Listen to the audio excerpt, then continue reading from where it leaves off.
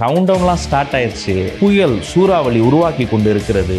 அது கரையை கடக்கிற பொழுது அதனுடைய அழுத்தம் வேற மாதிரி இருக்கும். கிராண்ட் ராயல் டூர்ஸோட பயணம் பண்ணுங்க. இடங்களும் புதுசு, நினைவுகளும் புதுசு. அட என்னங்க சொல்றீங்க? நம்ம மஞ்சு குரூப்ஸின் ப்ளூ ஸ்பாட் 3.0ல phase 2 beach villa bookings open ஆகிடுச்சா? அழகு தரும் மூலிகைகள், ஆரோக்கியம் தரும் மருத்துவர்கள், டாக்டர் ஸ்ரீவர்மாஸ். இவ்வளவு நாளா பத்திரிகையாளர்களை சந்திக்கல, இனிமேலாவது பத்திரிகையாளர்களை சந்திப்பாரா? நேர்காணல் தரணும், பத்திரிகைகளை சந்திக்கணும், கட்டாயமா அது நடக்கும். Stalin uncle, what uncle is very wrong uncle. நடைப்பயணம் எப்ப இருக்கும்? அது நடைபயணமா? ஐயோ, புழுதி பறக்க வேற மாதிரி இருக்குங்க. இது கொஞ்சம் ஓவர் நைட்ல இது நம்ம யோசிக்கிறோமோ அப்படிங்கிற விமர்சனம் இருக்கு இல்லையா நம்மளுக்கு? ஏன் யாருமே உதயநிதி ஸ்டாலின் கேட்க மாட்டீங்க? ஆணவ படுகொலையை பத்தி எல்லாரும் எங்களே கேட்டீங்க. நான் அதை ரசிக்கிறேன். பொதுச்செயலாளர் பேசியிருக்காரு, நான் பேசுறேன். இல்ல விஜய் சார் ஏன் பேசல? இதே கேள்வியை பிரஸ் உதயநிதி ஸ்டாலின் ஏன் பேசல? கூட்டணி யார் வருவாங்கங்கிறது இப்போ வரைக்கும் கணிக்க முடியல. யாரை நீங்க எதிர்பார்த்துட்டு இருக்கீங்கிறது தெரிஞ்சுக்கலாம். கூட்டணி எல்லாம் ஸ்ட்ராங்கா இருக்கா? இந்த கொடிய சாதியத்திற்கு எதிராக அண்ணன் தொல் திருமாவளவன், விடுதலை சிறுத்தைகள் ஒரு மிகப்பெரிய களப்பணியில் போராடிட்டே இருக்கிறாங்களே. அவர் ஒரு பெரிய சமத்துவ தலைவர் தானே.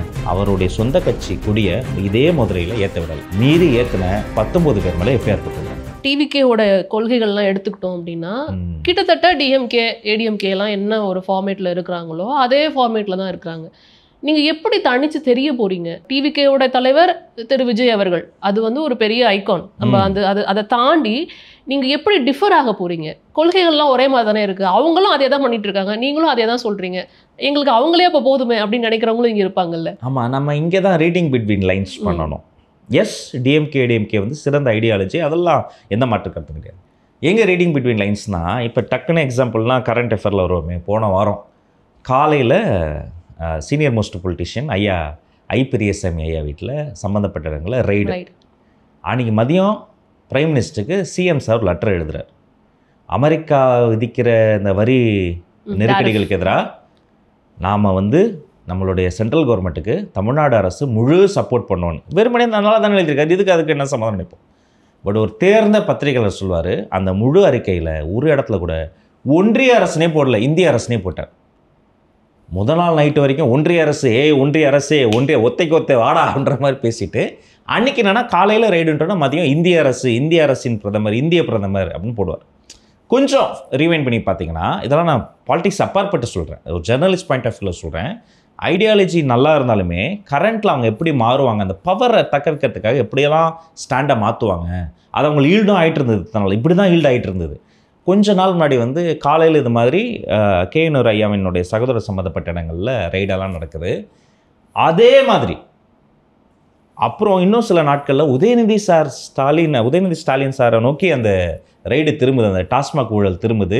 அவர் பேர் அடிபடுது. ரித்திஷ்னு ஒருத்தர் வந்து அப்ஸ்காண்ட் ஆகிட்டார். நிறைய பேர் அப்ஸ்காண்ட் ஆகிட்டாங்க.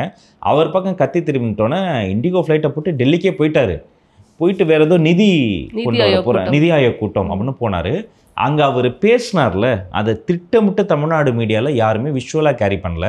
அதை ஃபுல்லாக எடுத்து படித்து பார்த்தீங்கன்னா அவர் என்ன சொல்கிறாரு, இந்தியா அடைய வேண்டிய ஒரு விஷனுக்கு பிரைம் மினிஸ்டர் மிக சிறப்பாக வழி நடத்துகிறாரு. அவ்வளோ திட்டுவார்.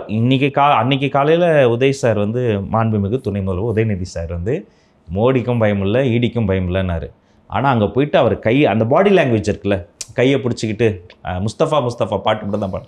ஸோ இதுதான் ஐடியாலஜியில் எந்த ப்ராப்ளமும் இல்லை அப்படின்னு எல்லாருமே சொல்கிறாங்க. ஆனால் ஐடியாலஜி எந்த ஃபேமிலி கிட்ட இருக்குது, அல்லது அந்த பவரை தக்க வைக்கணும்னு நீங்கள் என்னெல்லாம் ஸ்டாண்டு மாற்றுறாங்களே, this is too much. Nirmala Sitharaman ஓப்பனாக சொல்கிறாங்க, நீங்கள் என்ன பார்லிமெண்ட்டில் என்னை திட்டுறீங்க, தனியாக போய் பர்சனலாக என்னை பாராட்டி மெசேஜ் அனுப்புறீங்க, அந்தமாக போட்டு உடச்சிருச்சு. ஸோ இதை நம்ம பிரேக் பண்ணணும். இது வந்து ஐடியாலஜிக்கல் வார் மட்டும் கிடையாது, இது வந்து ஒரு பெரிய நரேட்டிவ் வார். இது வந்து வெறும் பவருக்கான பாலிடிக்ஸ் மட்டும் கிடையாது, இது சமத்துவம்னு ஒன்று இருக்குது பாருங்கள், அது நிகழ்த்த வேண்டிய ஒரு காலத்தினுடைய கட்டாயம். இது ஒரு தனி மனிதர்கள், அந்த கட்சியினுடைய தலைவர்கள், அவர்களுக்கு எதிரான ஒரு வார் மட்டும் கிடையாது. இதை மாதிரி பண்ணி அரசியலை பாடுபடுத்தி வைத்திருக்கக்கூடிய ரொம்ப நாள் இதே மனராட்சி மனப்பான்மையோடு இருக்கக்கூடிய அனைத்து தலைமுறைக்கும் எதிராக புதிய தலைமுறை தொடுத்திருக்கக்கூடிய ஒரு போர். ஸோ அந்த ஐடியாலஜிஸ் நல்ல ஐடியாலஜியாக இருந்தாலும் அந்த லீடர்ஸ் வந்து இப்போ நல்ல முறையில் இல்லை, நல்ல ஸ்டாண்டில் இல்லை. அந்த ஐடியாலஜியை ரீடிஃபைன் பண்ணி இந்த மண்ணுக்கேற்ற மதசார்பற்ற சமூக நீதி கொள்கைகளை கொண்டு வந்து ஒரு மாஸ் லீடர் மூலமாக நம்ம வந்து செயல்படும். பிஜேபிக்கு எதிராக இன்னும் வந்து அதிகமாகவே இந்த தடவை வந்துட்டு பேசுனதை பார்க்க முடிஞ்சுது. அதிமுக இது வரைக்கும் பேசவே இல்லை அப்படின்னு சொன்னதுக்கான பதிலாகவும் இந்த மாநாட்டில் வந்துட்டு அதையுமே பேசுனதை பார்க்க முடிஞ்சிச்சு. ஆனால் இங்கே ஒரு விஷயம் இருக்குல்ல, இப்போ அதிமுகவை வீழ்த்தணும்னா நீங்கள் திமுகவோட கூட்டணியில் இருக்கணும், இல்லை திமுகவை நீங்கள் வீட்டுக்கு அனுப்பணும்னா அதிமுகவோட கூட்டணியில் இருக்கும். அப்போ தான் இந்த அரசியல், தமிழக அரசியல் ரொம்ப நாளாக அப்படி தான் இயங்கிட்டு இருக்கு. அப்படிங்கிறப்ப கூட்டணி இல்லாமல் எப்படி திமுகவை வீட்டுக்கு அனுப்ப முடியும்? இது சாத்தியமா அப்படிங்கிற ஒரு கேள்வி வந்து முன்னே நிற்குது. இதே கேள்வி தான் 67 வந்தது, இதே கேள்வி தான் 77 வந்தது. History repeats once again. 67 வந்து ஆலமரம் யாருன்னா காங்கிரஸ் தான். காங்கிரஸ். 77 ஆலமரம் யாருன்னா திமுக தான். இன்றைக்கி நடந்த எல்லாத்தையுமே நீங்கள் கொஞ்சம் போய் இப்போ சரித்திரத்தை புரட்டி பார்த்தீங்கன்னா சேம் திங், முக்கோண விதிம்போம், ட்ரையாங்கிள் தேரியுமோ, நடந்ததே திரும்ப நடக்கும். அமானுஷமாக சொல்லலை, இதை நான் இன்னும் சயின்டிஃபிக்காக சொல்கிறேன். History repeats once again. So அப்போ ஆலமரமாக இருந்த காங்கிரஸ் கட்சியில் என்ன ப்ராப்ளம்? காங்கிரஸ் கட்சி இது சுதந்திர போராட்டத்துக்காக போராடிச்சு. 10-15 வருஷம் ஒவ்வொரு தலைவரும் ஜெயிலுக்கு போனாங்க. காமராஜர் ஒரு தூய்மையான நிர்வாகத்தை கொடுத்துக்கிட்டு இருந்தார். அப்போ 67 என்ன பிரச்சனைனா, கிட்டத்தட்ட 6 முக்கியமான போராட்டங்கள் நடந்தது அந்த பீரியடில். விலைவாசி போராட்டத்தில் ஆரம்பித்து பல வகையான போராட்டத்தில் போய் 6வது போராட்டத்தை தான் போர்னு சொன்னாங்க. அது மொழிப்போர். ஃபஸ்ட் டைம் நடக்கலை. பெரியார் பீரியடில் 37 நடந்தது. ஹிந்தி திணிப்பு எதிர்ப்பு போர்னு அதை பெரியார் சொல்கிறார். 37 நடந்ததுன்னா 67 நடந்தது. அப்போது இந்தி திணிப்புக்கு எதிராக ஒரு பெரும் போரை தொடுத்தார். அந்த இந்தி திணிப்பு போர் தான் அன்றைக்கி இருந்த அந்த 67 தேர்தலில் ஒரு மிகப்பெரிய ஒரு விளைவை ஏற்படுத்துச்சு. இப்போ 77 என்ன ப்ராப்ளம்? கலைஞர் அவர்கள் திமுகவினுடைய சிறந்த ஐடியாலஜிஸை உள்வாங்கி மிக சிறந்த தலைவர், மாற்றுக்கருத்திற்காக இருக்காது யாருக்கும் இல்லை. இன்றைக்கி வரைக்கும் திமுகவுடைய திராவிட கொள்கைகளை, மாநில சுயாட்சியை, ஸ்டேட் அட்டானமியை, எதையாவது அவர் அளவுக்கு யாராவது சொல்ல முடியுமா? மாற்றுக்கருத்தில். ஆனால் ஏன் 77 அவர் வீழ்த்தப்பட்டார்னா, ஏங்க எல்லா தற்சார்பு பொருளாதாரம் பேசுகிற நீங்கள் திமுக கட்சியில் பொருளாளர் நான் கணக்கு காட்டுங்க, காசுக்கு கணக்கு காட்டுங்கன்றோன்னா கட்டம் கட்டப்பட்டு புரட்சி தலைவர் வெளியில் வீசப்பட்டார். அவரோடு நெருங்கி பழகிய இப்போது இன்னும் உயிரோடு இருக்கக்கூடிய பெரிய மனிதர்கள்லாம் இன்னும் இன்டர்வியூஸ் தராங்க. அவர் கூப்பிட்டோடனா எல்லா மாவட்ட செயலாளர்லாம் வரல. பல நாள் ஒத்த கார் எடுத்துக்கிட்டு பல ஊர்களுக்கு ட்ராவல், ஒரே இடத்துல இருந்தால் மாட்டிக்கோன்னு அவ்வளோ ஒரு வன்முறை ஏவி விடப்பட்டு ட்ராவல் பண்ணிக்கிட்டே இருந்தார் புரட்சி தலைவர். ஒவ்வொரு ஊருக்கும் போய் எஸ்டிஎஸில் ஆரம்பித்து பலரும் ஆர்மியில் ஆரம்பித்து என்ன பண்ணுறதுன்னு தெரியாமல் திக்குமுகடி போனாங்க. அப்புறம் அந்த 20 படத்தில் கூட அது ஒரு காட்சியாக கூட வச்சுருப்பாங்க. தலைவர் மாதம் வந்தவங்களுக்கு பாயசம் கொடுத்து இது பேர், இது எல்லாமே பாசிபிள் இருக்குன்னு அப்பவும் சொன்னாங்க. ஸோ இப்போது இதே பார்த்திங்கன்னா இதே மாதிரி தான். நம்ம கேள்வி கேட்டோம்னா ஆமாம் பதில் சொல்லுங்கன்னு முதலமைச்சரை பற்றி யாரும் சொல்ல மாட்டாங்க. நீ எப்படி கேள்வி கேட்கலாம்? நம்ம ஏதாவது ஒரு குற்றச்சாட்டு விமர்சனம் சொன்னோம்னா இங்கே இன்னும் தரம் தாழ்ந்த அவருடைய எல்லா விஷயத்தையும் ரொம்ப பேடாக கிரிட்டிசைஸ் பண்ணி கேரக்டர் அசோசியேஷன் தான் பண்ணுறாங்க. எல்லாருக்கும் தெரியும் ஏன் இப்படி பேசுகிறாங்க. முதலமைச்சர் பண்ணுறது வந்து ஒரு ஆன்டி இன்க்யூபன்ஸ் இருக்கா இல்லையானா அவங்களுக்கே தெரியும். நாங்களாம் இது பண்ணுறதை விடுங்க, அவங்களே ஒரு ஆய்வு பண்ணாங்க. வந்த நம்பர்ஸ் பார்த்து ஷாக் ஆகி வயிற்றில் அடிச்சுக்கிட்டு அதனால இப்படி இறங்கி கோடி கணக்கில் கொட்டி பம்பின் பண்ணி செலவு பண்ணி எல்லாம் கூட்டம் நடத்திக்கிட்டு இருக்காங்க. சத்தியமாக சொல்கிறேன் சிஸ்டர், நான் ரொம்ப இதயபூர்வமாக சொல்லுவேன், ₹1 செலவு பண்ணல கூட்டத்தை வர வைக்க. அவங்களா மாவட்ட செயலர்லாம், எங்கள் மாவட்ட செயலர் ரொம்ப பெரிய பண்ணையார் பரம்பரையெல்லாம் இல்லை, பர்சனலாக எனக்கு தெரியும். அவங்கெல்லாம் இன்னும் மூட்டை தூக்குறாரு. ஒரு மாவட்ட செயலருடைய அப்பா இன்னும் மூட்டை தூக்குறாரு. நான் அந்த மார்க்கெட்டை போய் பார்த்து பேசிட்டு வந்துட்டேன். என்னப்பா பையன் இப்படி வந்துட்டா இன்னும் மூட்டை தூக்கிட்டு இருக்கீங்க, ஏன் உடம்பு நல்லா தானேப்பா இருக்குது, நம்ம உழைச்சாதான்ப்பா மேலே வர முடியும் அப்படின்றாரு. ஒரு மாவட்ட செயலர் இன்னும் அவங்க வீட்டில் வந்து அவர் ஓட்டின ஆட்டோ வச்சுருக்கிறாங்க. இன்னொரு மாவட்ட செயலர் வந்து இன்னும் வாடகை வீட்டில் தான் இருக்கிறாரு. இதுதான் 67 அண்ணா பீரியடில் நடந்தது. சைக்கிள் கடை வச்சுருந்தவங்கள மாவட்ட செயலர் ஆக்கினார். அதுதான் 2026 நடந்துக்கிட்டு இருக்கு. வெற்றி தலைவர் என்ன பண்ணுறாரு, ஆட்டோ ஓட்டுறவங்கள மாவட்ட செயலர் ஆக்கிறார். ஸோ இந்த விளைவை தான் அவர் சொல்கிறார். 67 77 அப்படிங்கிறது வந்து நான் அண்ணா நான் எம்ஜிஆர் அப்படி இல்லைங்க. அந்த வந்த தேர்தலின் விளைவை தான் இப்போ வந்து சுட்டிக்கிறார். அது மாதிரி நடக்கு. நிச்சயமா நீங்கள் சொல்கிறத ஏற்றுக்கலாம், வரலாறு திரும்புகிறதுன்னு நீங்கள் வச்சுருக்கீங்கிறப்ப. ஆனால் அங்கே நிறைய நம்ம விஷயங்கள் பார்க்க வேண்டியதுக்கு, ப்ராக்டிக்கலாக நிறைய விஷயங்கள் பார்க்க வேண்டியதுக்கு. திரு அண்ணா அவர்கள் கட்சி ஆரம்பித்து 3வது முறையாக கூட்டணி அமைச்சு போட்டியிடும் போது தான் அவர் வந்துட்டு அங்கே ஜெயிக்கிறாரு. அப்போ வந்து காங்கிரஸ்க்கு எதிராக வந்து மிகப்பெரிய ஒரு எதிர்ப்பலை இருந்தது அப்படிங்கிறது, இந்தியா முழுக்க இருந்தது அப்படிங்கிறத பார்க்க முடியும். அதே மாதிரி 77 எடுத்துக்கிட்டோம் அப்படின்னா கட்சி ஆரம்பித்து 5 வருஷம் கழிச்சு நடந்தது. அது மட்டும் இல்லாமல் அதுக்கு முன்னாடி திரு எம்ஜிஆர் அவர்கள் வந்து நிறைய பொலிட்டிக்கலாக நிறைய பயணம் பண்ணியிருக்காரு. அண்ணாவோட பயணம் பண்ணியிருக்கிறாரு. வெளியில் வரும்போது சீனியர் பொலிட்டிக்கல் லீடர்ஸ் அவ்வளோ பேர் அவர் கூட இருந்தாங்க. நெடுஞ்செழியிலேருந்து KSSRலேருந்து அவ்வளோ பேர் கூட இருந்தாங்க. இது இது கொஞ்சம் ஓவர் நைட்ல இது நம்ம யோசிக்கிறோமோ அப்படிங்கிற விமர்சனம் இருக்கு இல்லையா நம்மளுக்கு? இதை ஏன் யாருமே உதயநிதி ஸ்டாலின் கேட்க மாட்டீங்க? நிச்சயமா அவருக்கு முன்னாடி இல்லையா, என்ன அவரு கேட்கதான் செய்யும். திடீர்னு எம்எல்ஏ எலெக்ஷன்ல நின்னாரு, ஜெயிக்கட்டும். திடீர்னு பார்த்தா அமைச்சராகிட்டாங்க. சரி, எனக்கு பழைய வீடியோலாம் ஞாபகம் வருது. இது மாதிரி எங்கள் ஃபேமிலியிலேருந்து யாருமே வரமாட்டார்கள்னு ஸ்டாலின் சார் ஒரு தொகுப்பாளர்கிட்ட சொன்னார். ஸ்டாலின் சார் அந்த வீடியோலாம் பார்த்துக்கிட்டு தான் இருப்பார். அப்புறம் உதய் சார் ஒரு ஆங்கர்கிட்ட, ஒரு ஆக்ட்ரஸ்கிட்ட இதே மாதிரி ஒரு பாட்காஸ்ட் மாதிரி சொல்ல சொன்னாங்க. கண்டிப்பாக நான் அரசியலுக்கு வர மாட்டேன், எனக்கு அந்த இன்ட்ரெஸ்ட்டும் கிடையாது அப்படின்னாரு. அப்புறம் வேனில், கேம்பெயின் வேனில் வச்சு ஒரு யூடியூப் சேனலில் சொன்னார், ஏங்க என்ன எங்கள் மந்திரி ஆகணும், என்னோட எவ்வளோ சீனியர்ஸ் இருக்காங்க, கட்சிக்காக பாடுபட்டவங்க. அவர்கிட்ட யாருமே கேட்கல. மதிப்பிற்குரிய துணை முதல்வர் உதயநிதி ஸ்டாலின் அவர்களுக்கு தான் சரி ஓகே, அவங்களுக்கு ப்ரையாரிட்டிஸ். இந்த பக்கம் டிவிக்குன்ற ஒரு ஃபோர்ஸ், இந்த பக்கம் விஜய் சார்ன்ற ஒரு ஃபோர்ஸ் அவர் வராருங்கிறத முன்கூட்டி கணித்து தான் அந்த எஸ்கலேஷனும் எலிவேஷனும் நடந்தது. அவங்க ஒத்துக்க முடியாது, ஏன்னா அவங்க கட்சியில் இருக்காங்க, பொறுப்பாளர்கள் ஒத்துக்க முடியாது. பட் நம்ம பொதுமக்களுக்கு அது தெரியும், அவசரமாக ஒரு ப்ரொஜெக்ட் பண்ணுறது. அப்புறம் அந்த சர்வேலாம் எடுத்து அவங்களுக்கு ஒரு பெரிய வேக்கப் கால் வந்தது. காலம் வேறு மாதிரி திரும்பிருச்சு விஜய் சாருக்குன்ட்டோன்னே. நல்லா கவனிச்சிங்கன்னா உதய் சாரை கொஞ்சம் பேக்வர்ட் பண்ணி ப்ரொமோஷன்ஸில் இப்போ ஸ்டாலின் சாரை முன்னணியில் காட்டுவாங்க. இன்னும் இது எப்படி மாறும், இதெல்லாம் நீங்கள் நான் இன்னும் ஃபியூச்சரிஸ்டிக்காக சொல்லலாம். அது நடக்கும்போது உங்களுக்கு ஞாபகம் வரும். ஸ்டாலின் சார் ஃபோட்டோ வச்சு உதயநிதி ஸ்டாலின் சார் பேசுகிற மாதிரி ஃபோட்டோ வைப்பாங்க. ஸ்டாலின் சார் இப்படி இருப்பார், அப்படி இருப்பார், சிரிச்ச மாதிரி இருப்பார். உதயநிதி ஸ்டாலின் சார் தான் அவர் கீழே கொஞ்சம் லைட்டாக ஒரு சென்டர் கம்மி வச்சு மைக்கை பிடிச்சி பேசுகிற மாதிரி வைப்பாங்க. இது எல்லாமே மார்க்கெட்டிங்குடைய பெர்செப்ஷன்ஸில் வரக்கூடிய, ஃபியூச்சரில் வரக்கூடிய எலிவேஷன்ஸ் தான். இதெல்லாம் ஓவர் நைட்டில் தான் பண்ணுவாங்க. அங்கே ஏன் யாருமே கேள்வி கேட்க மாட்டீங்க, அந்த செலக்டிவாக இங்கே மட்டும் கேட்குறீங்கன்னு தெரியல. சரி, இப்போ இங்கே வருவோம். இவர் ஓவர் நைட்லலாம் வரலைங்க, அண்டர் கரண்ட்டில் பயங்கரமாக வேலை பார்த்தாருங்க. 28 இயர்ஸ் ஆஃப் விஎம்ஐ, விஜய் மக்கள் இயக்கம், உறுதியகம், படிப்பகம். கேரளாவில் இருக்க பொலிட்டிஷியன் யாராவது நீங்கள் போய் இந்த மாதிரி பாட்காஸ்ட் பண்ணி பாருங்கள், தே நோ ஹிம் வெல். அவங்களுக்கு இவருடைய ஆழம் தெரியும். இங்கே நான் சொல்ல முடியாத சில விஷயங்களில் பல தேசிய கட்சிகளினுடைய கேரளாவில் இருக்கக்கூடிய தலைவர்கள் ரொம்ப தீவிரமாக இவர் வாட்ச் பண்ணிக்கிட்டே இருக்கிறாங்க. சரி, கேரளாவில் என்ன இவருடைய படத்தால் தான் இவ்வளோ, அது இவர் தமிழ் படம், இவர் தமிழை தவிர எதுவும் நடிக்க மாட்டேன், ரொம்ப தெளிவு, எனக்கு எது வேணாங்கிறதுல தெளிவாக இருப்பார் தலைவர். ஏன் அங்கே அங்கே பிளட் டொனேஷன் அவ்வளோ நடந்திருக்கு. ஒரு படத்தில் சீனாவே வரும், அபர்ணா நடிச்சிருப்பாங்க, சூரிய ரிப்போர்ட்டர் அபர்ணா. அந்த படத்துக்கும் இந்த காட்சிக்கும் சம்மந்தமே இல்லை. ஏன் அதை வச்சாங்கன்னா யதார்த்தமாக வச்சாங்க, அதான் நடந்தது. பிளட்டே கிடைக்காது. அந்த நர்ஸ் பவுச்சை திறந்து கசங்கன்னு ஒரு விசிட்டிங் கார்டு எடுக்கும், அதில் பார்த்தா தலைவர் இடிப்பார், உன்னால் முடியும் விஜய் மக்களுக்கும்.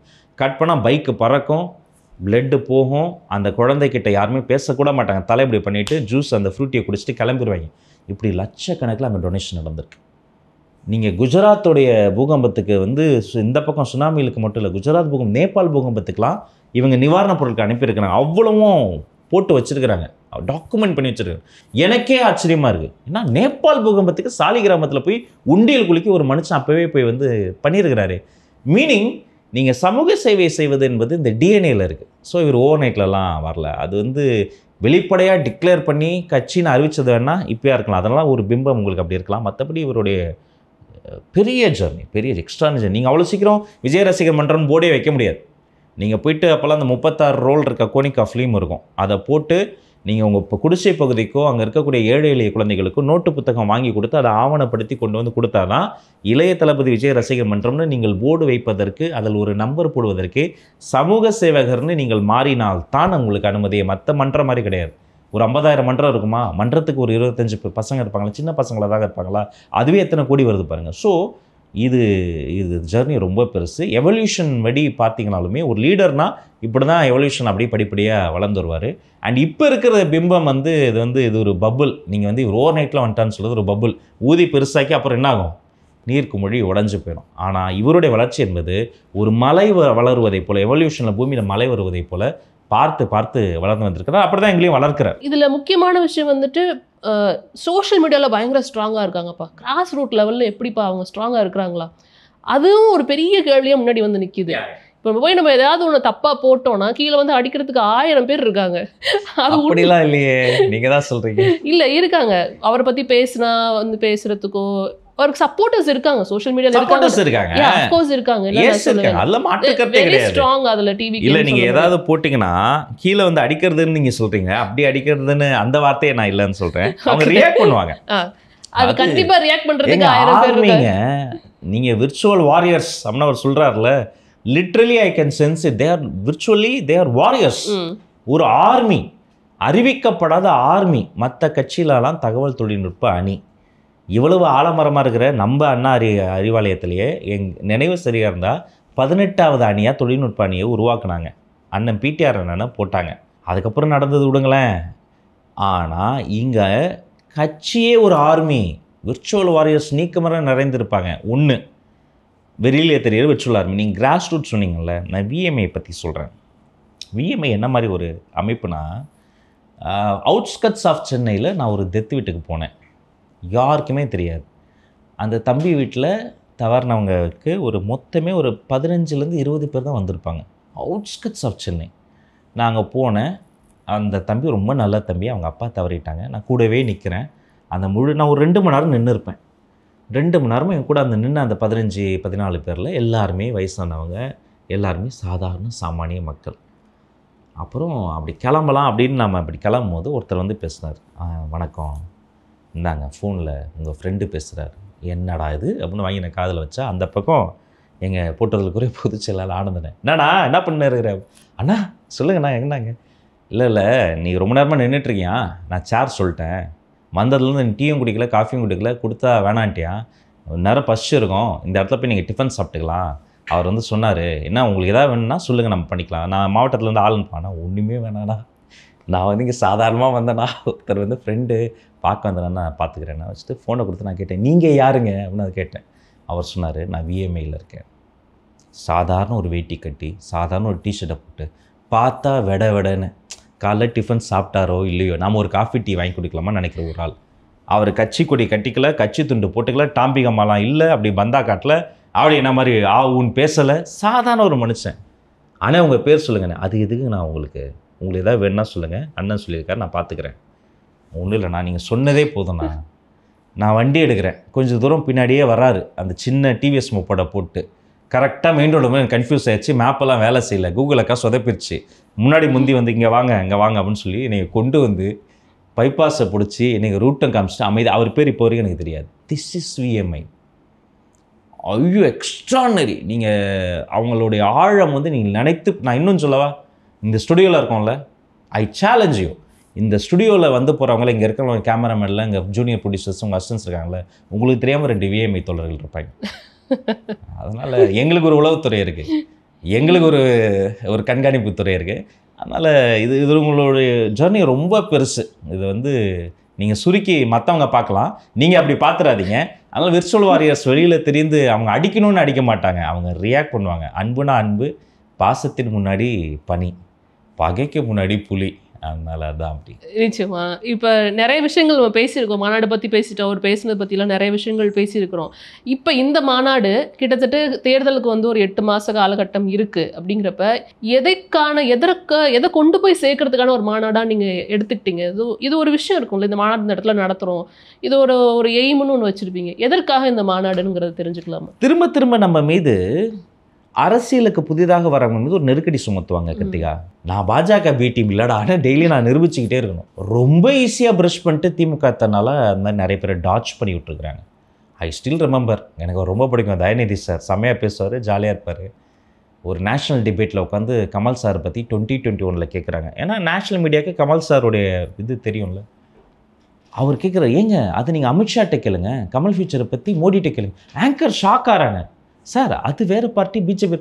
இவர் கேட்குறாரு, காசிப் பேசுகிறப்ப சொல்கிறார், உங்களுக்கு தெரியாதா அவர் தாங்க பி டீமு, நீங்கள் போய் கேட்டு பாருங்கள், அவரை பற்றி ஃபுல்லாக சொல்லுவாங்க. இப்படியே போகுது. இந்த வாட்டர் கூலர் ஸ்டோரிஸ் பேசுவோம்ல, டீ குடிக்கும் போது, மச்சான் அவன் பற்றி தெரியாதே உனக்கு, தத்ரூபமாக பேசிட்டாரு. இப்போது கூட போகிறாரு, எம்பி ஸ்வரன் செரமனிக்கு கூட போகிறாப்புல. ஸோ எதுக்காக சொல்ல வந்தேன்னா, நீங்கள் ஒரு கிரிக்கெட் மேட்ச் கூட எடுத்துக்கங்க. முகமது ஷமி ஒரு வாட்டி ஒரு கேட்சை தவற விட்டார். அன்று இரவு கோ பேக் டு பாகிஸ்தான்னு ட்ரெண்ட் பண்ணாங்க ட்விட்டரில். இதை இந்திய மக்களாகிய நாம் அப்படின்னு ஒரு புக்கு இதில் எழுதியிருப்பாங்க. இந்திய அரசியலமைப்பு உருவான அந்த காலகட்டத்தை பற்றி ஒரு நண்பர் எழுதியிருக்கிறாரு.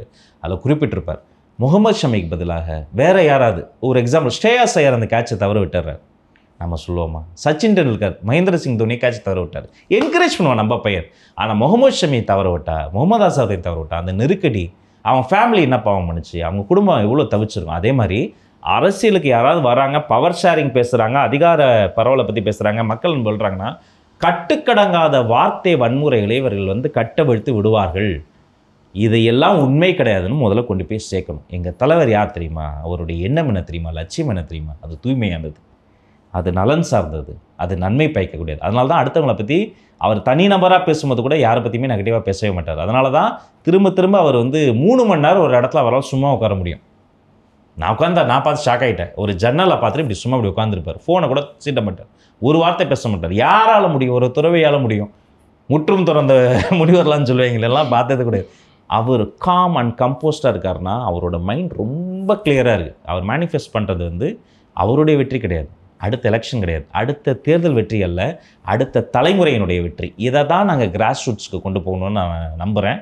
அது இன்னும் அவரோட சுற்றுப்பயணம்லாம் தொடங்கும்ல, அப்போ நீங்களே அதை ஃபீல் பண்ணுவீங்க கிராஸ் ரூட்ஸ் எப்படி இருக்குது. இவ்வளோ நாளாக பத்திரிகையாளர்களை சந்திக்கல, இனிமேலாவது பத்திரிகையாளர்களை சந்திப்பாரா, ஒரு நேர்காணல் தருவாரா அப்படின்ற கேள்விகள் போயிட்டே இருக்கு.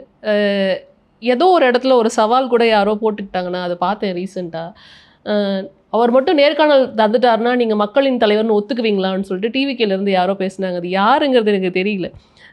இந்த மாதிரி விஷயங்கள்லாம் விமர்சனங்கள்லாம் இப்போ வரைக்கும் போயிட்டு தான் இருக்குது. ஆமாங்க, நேர்காணல் தரணும், பத்திரிகைகளை சந்திக்கணும், அதுதான் நானும் சொல்கிறேன். கட்டாயமாக அது நடக்கும் ஒரு பர்பஸோட. ஏன் இதே பாட்காஸ்ட்டில் கிருத்திகா கூட அவர் வந்து பேசணும் வேண்டாம்பீங்களா நீங்கள் அவரை சொல்லுவோம் பாருங்க. ஸோ கண்டிப்பாக அது நடக்கணும். அவர் மட்டும் கிடையாது, அரசியலில் 3வது முறையாக பிரதமர் இருக்கிற நரேந்திர மோடி வாரத்துக்கு ஒரு முறை பிரஸ் சந்திக்கிறேனாரு, அதுவும் நடக்கணும். முக்கியமான பிரச்சனைகளின் போது வெளியே வராத துணை முதலமைச்சர் உதயநிதி ஸ்டாலின் அவரும் சந்திக்கணும். ஆணவ படுகொலையை பற்றி எல்லாரும் எங்களே கேட்டிங்க, நான் அதை ரசிக்கிறேன். நான் எங்கள் பொதுச்செயலாளர் பேசியிருக்காரு, நான் பேசுகிறேன், இல்லை விஜய் சாரை ஏன் பேசலை, இதே கேள்வியை ப்ரெஸ்ஸு வந்து உதயநிதி ஸ்டாலின் ஏன் பேசலை காட்டுங்க, ஒரு அறிக்கையை காட்டுங்க, ஒரு ஸ்டேட்மெண்ட் ஊர்லைன்னு காட்டுங்க. கனிமொழி மேடம் போனாங்க, இவர் எதாவது பேசினாரா காட்டுங்க, அங்கேயும் கேட்கணும். சரி, நீங்களாம் கேட்க மாட்டீங்க, ஏன் கேட்க மாட்டீங்கன்னு உங்களுக்கு தெரியும், எதற்காகலாம் கேட்க மாட்டீங்கன்னு எனக்கு தெரியும். நம்ம தலைவர் அவருடைய ஃபீல்டில் இருந்தப்போ சினிமாஸை வந்து பல முறை ப்ரெஸ் சந்திச்சிருக்கார். தனியாக அவர்கிட்ட இப்போவும் ஃபோனில் ஃபேஸ் டைமில் பேசக்கூடிய ப்ரெஸ் மக்கள் இப்போவும் இருக்க தான் செய்கிறாங்க. அவரை பற்றி அவங்களுக்கு நல்லா தெரியும். அரசியல் ரீதியாக ப்ரெஸ் மீட் கேட்குறீங்களா, கண்டிப்பாக நடக்கும் என்று நான் வந்து உறுதி கூறுகிறேன். ஓகே, கூடிய விரைவில் நடக்கிறதுக்கு வாய்ப்பு. மக்களை சந்திக்க வருவாரா விஜய் அவர்கள் அப்படின்ற அடுத்த கேள்வி, எப்போ வருவார், அவரோட நடைப்பயணம் எப்போ இருக்கும்? கவுண்டவுன்லாம் ஸ்டார்ட் ஆயிடுச்சு, அது நடைப்பயணமா, ஐயோயோ புழுதி பறக்க வேற மாதிரி இருக்குங்க. ஏன் அதை வந்து நான் வந்து எப்படி சொல்கிறேன்னா, நான் அதை பல முறை பக்கத்தில் இருந்து பார்த்து நான் உணர்ந்ததை உங்ககிட்ட நான் அப்படி வார்த்தையால் கடத்த முடியாது. அவரை பார்த்தா ஒரு பெரிய ஜெர்னலிஸ்ட், நேஷ்னல் மீடியா, அவரை பார்த்த அன்றைக்கி அவர் எப்படி மாறி போனார் தெரியுமா? எங்களுக்கு ஏன் இந்த மனுஷன் எப்படி ஆகிட்டாப்புல, அவரே சொல்கிறாரு இந்த மாதிரி நான் கொஞ்சம் வந்து இப்படி ஆகிட்டேன். ஏன்னா அவரை பார்க்கும் பொழுதே, அவருடைய பண்பு, அவரோட பேசும்போதே, பழகும்போதே அவருடைய அரசியல் தெளிவு நமக்கு புரியும். எல்லா முக்கியமான அரசியல் நிகழ்வுகளையும் அவர் ஆழமாக கற்றறிந்து வைத்திருக்கிறார். எனக்கு மட்டும்தான் தெரியும்னு சொல்லக்கூடிய தலைவர் கிடையாது. எனக்கு அது தெரியணும், அதை பற்றி சொல்லுங்கள், அதை பற்றி தாங்கன்னு கேட்டு தெரிந்து அறிந்து கொள்ளக்கூடிய ஒரு மாணவ மனோபாவத்தில் இருக்கக்கூடிய ஒரு மனிதராக தன்னை நல்லா தகவமைத்து கொண்டு இருக்கிறார். புயல் சூறாவளி உருவாக்கி கொண்டு இருக்கிறது, அது கரையை கடக்கிற பொழுது அதனுடைய அழுத்தம் வேறு மாதிரி இருக்கும். அது புயலே கிடையாது, சூறாவளியே கிடையாது, புழுதி காத்துன்னு நீங்கள் வந்து சும்மா சொல்லுவீங்க, சாதாரண தென்றல் மாதிரி தள்ளிவிட்டு போய்டும். நான் பக்கத்துலேருந்து பார்க்குறேன், நான் எதிரிகளை வார்ன் பண்ணுறேன், எச்சரிக்கை கொடுக்குறேன், என்னுடைய பொதுமக்களை பார்த்து அன்போடு வாஞ்சி விட சொல்கிறேன், உங்களை நோக்கி ஒரு பெரிய சூறாவளி வருகிறது, உங்கள் அன்பையும் ஆதரவையும் ஒரு முறை வாய்ப்பையும் தந்து பாருங்கள். அவர் வேர்களில் மாற்றங்களை, ரூட்ஸில் சேஞ்சஸை பண்ணுவார். நெல்சன் மாண்டேலா என்ற ஒரு மனிதன், ஒரு சிறை பறவை, ஒரு லாங் மார்ச் டு ஃப்ரீடம் பண்ணார் பாருங்கள். அது மாதிரி நான் கிட்டத்தட்ட இன்னொரு சுதந்திரத்தை நோக்கி, சுதந்திர புறையை நோக்கி எங்களுடைய தலைவர் வந்து அழைக்கிறார். அவரை நம்பி நான் போகிறேன், எங்களை நம்பி ஒரு முறை நீங்கள் வாய்ப்பு கொடுத்து பாருங்கள். இந்த சுற்றுப்பயணம் எப்போ வேணால் ஸ்டார்ட் ஆகும். இந்த சுற்றுப்பயணத்தும் இப்போ இந்த மாநாடு முடிஞ்சு 2 நாள் அதே பேசிக்கிட்டே இருக்கோம்ல, இந்த சுற்றுப்பயணம் பிறகு பேச்சு கிடையாது, செயலே உங்களுக்கு தெரியும். அப்போதும் நாம் இது மாதிரி ஒரு வாட்டி பேசுவோம். நிச்சயமாக கண்டிப்பாக பேசலாம்ண்ணா. நிறைவாக வந்து கூட்டணிக்கு வந்து விசாலையிலையும் வந்து அழைப்பு விடுக்கப்பட்டது, இப்போதும் அழைப்பு விடுக்கப்பட்டிருக்கிறது அப்படிங்கிறத பார்க்க முடியுது. கூட்டணி யார் வருவாங்கங்கிறது நம்மளால் இப்போ வரைக்கும் கணிக்க முடியல. யாரை நீங்கள் எதிர்பார்த்துட்டு இருக்கீங்கிறது தெரிஞ்சுக்கலாமா? சஸ்பென்ஸ்லேயே சஞ்சாரம் பண்ணுங்கன்னு சொல்லியிருக்கேன். நான் எப்படி சொல்கிறேன், கூட்டணிலாம் ஸ்ட்ராங்காக இருக்கா? அது கேட்க வேண்டிய கேள்வி தான். இல்லை, நீங்கள் என்ன நினைக்கிறீங்க, எல்லாம் ஸ்ட்ராங்காக இருக்கா? உரசல்கள் இருக்க தான் செய்யுது. எல்லாம் நாங்கள் ஒற்றுமையாக தான் இருக்கோம் திரும்ப சொல்கிறாங்கல்ல, அப்போ தான் உங்களுக்கு அந்த ஒரு சந்தேகமே வரும். மற்றவங்களுக்கு என்ன இத்தனை வாட்டி நான் நல்லவன் மாதிரி நாங்கள் ஒத்துமையாக இருப்போம்னு சொல்லிக்கிட்டே இருக்கீங்களே. கூட்டணிக்குள்ளார சில நெருக்கடிகள், உரசல்கள் வரலாம். ஆனால் கூட்டணி கட்சி தலைவர்களுடைய செயல்பாடுகள் இருக்குல்ல, அதை நீங்கள் ஒத்து கவனிக்கணும். ஒரு எக்ஸாம்பிள் சொல்கிறேன், பெண்களுக்கு பிரச்சனைனா போலீஸ் ஸ்டேஷன் போய் நீங்கள் கம்ப்ளைண்ட் பண்ணலாம். தமிழ்நாடு அப்படி தான், எந்த கட்சி இருந்தாலும். மகளிர் காவல் நிலையம் இருக்குது, ஒரு ஃபோன் கால் பண்ணிங்கன்னா பிங்க் பேட்ரோல் வரும். உண்மை உங்களுக்கு தெரியும்ல. பெண்கள் போலீஸ் ஸ்டேஷன் போனால் போலீஸ் ஸ்டேஷன் போகிற பெண்களுக்கு அப்யூஸ் நடக்குது, பாதுகாப்பு இல்லைன்னு நீதி கேட்டு கம்யூனிஸ்ட் கட்சியினுடைய மகளிர் அமைப்பு வந்து பேரணி நடத்துகிறாங்க. அந்த பேரணிக்கு பர்மிஷன் தரல, கம்யூனிஸ்ட் கட்சி கூட்டணி இருக்குது. சாதிங்கிறது காத்திலே கலந்துருக்கு, மிகப்பெரிய கொடுமை. இந்த கொடிய சாதியத்திற்கு எதிராக அண்ணன் தொல் திருமாவளவன், விடுதலை சிறுத்தைகள் ஒரு மிகப்பெரிய களப்பணியில் போராடிட்டே இருக்கிறாங்களே. அவர் ஒரு பெரிய சமத்துவ தலைவர் தானே. அவருடைய சொந்த கட்சி கொடியை இதே மதுரையில் ஏற்ற விடலை, மீறி ஏற்றின 19 பேர் மேலே எஃப்ஐஆர் போட்டிருக்கிறாங்க. இது மாதிரி நான் ஒரு எக்ஸாம்பிளுக்காக சொன்னேன். அவர் அண்ணன் இவங்க வந்து கம்யூனிஸ்ட் கட்சி நம்ம தோழர்களுக்காக சொன்னேன். அதனால் கூட்டணி கட்சிகள்லாம் உறுதியாக இருக்கிறார்களா என்பதை அவர்கிட்ட கேட்டுக்கங்க. அதனால் அவங்க எங்கள் கூட வந்துடுவாங்கலாம் நான் சொல்லலை, வாங்க நான் எதிர்பார்ப்பலாம் சொல்லலை. நாங்கள் சொல்கிறது அதிகார பகிரல். இது ஒரு தத்துவம். நான் இன்னும் ஹை பெடஸ்டலில் நான் பாலிடிக்ஸை நான் பார்க்குறேன். எங்களுடைய பாலிடிக்ஸ் இன்னும் மெச்சூர்டாக இருக்குது. வாங்க இவங்க வாங்க அவங்க வாங்கலாம் கிடையாது. கொள்கை எதிரி அரசியல் எதிரின்னு சொல்லி உலகத்திலே ஒரு கட்சி ஆரம்பிக்கப்பட்டது பிஜேபிக்கு எதிராக, திமுக எதிராக. நாங்கள் தான் 2 பேரும் ஆட்சியில் இருக்கிறாங்க. Against the power. நீங்கள் பாலிடிக்ஸ் பண்ணுற சாதாரண இலக்கத்திகா மூச்சு கூட விட முடியாது, அவ்வளோ நெருக்கடி வரும். பரவாயில்ல அப்படின்னு சொல்லி நம்ம பண்ணுறதுடைய நோக்கம் என்ன? வெறும் அதிகாரத்தை அடைகிறதா? அப்போனா நீங்கள் சொன்ன மாதிரி வேறு ரூட் போயிருக்கலாமே, இந்த பக்கம் வேறு மாதிரி போயிருக்கலாமே. அது கிடையாது. நம்மளுடைய நோக்கம் ரொம்ப தெளிவு. இது அவங்களுக்கும் தெரியும். இந்த நோக்கம் தெரிந்தவர்களினுடைய தாக்கம் ஒரு நாள் உங்களுக்கு தெரியும். அது பொறுத்திருந்து பாருங்களேன். தொட்டு விடுவதோட தானே டிசம்பர். நிச்சயமா நிறைய கேள்விகள் இருந்தாலும் அதெல்லாம் இன்னும் செயல்பாட்டுக்கு சில விஷயங்கள் வந்ததுக்கப்புறம் உங்ககிட்ட கேட்கணும்னு நிறைய கேள்விகளை நான் வந்து ஹோல்ட் பண்ணி வச்சிருக்கிறேன். உங்களோட நேரத்திற்கு ரொம்ப நன்றி. தேங்க்ஸ் அண்டன். ரொம்ப நாள் கழித்து இப்படி மனம் விட்டு பேசி ரொம்ப நாள் ஆச்சு. அதாவது மாநாட்டு பணிகளில் 1 மாதம் உண்மையிலே நான் நானாகவே இல்லை. அப்புறம் மனம் விட்டு பேசி இப்போ தான் மனசு இலகி ஒரு பெரிய ஒரு மனதில் இருந்ததையெல்லாம் ஒரு சகோதரிகிட்ட சொன்ன ஒரு ஃபீல் எனக்கு வருது. தேங்க்ஸ் அண்டன். Thank you so much. தேங்க்யூ.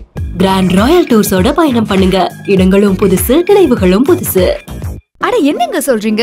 நம்ம மஞ்சு குரூப்ஸின் ப்ளூ ஸ்பாட் 3.0ல ஃபேஸ் 2வின் பீச் வில்லா புக்கிங்ஸ் ஓபன் ஆகிடுச்சா? அழகு தரும் மூலிகைகள், ஆரோக்கியம் தரும் மருத்துவர்கள். டாக்டர் ஸ்ரீவர்மாஸ்.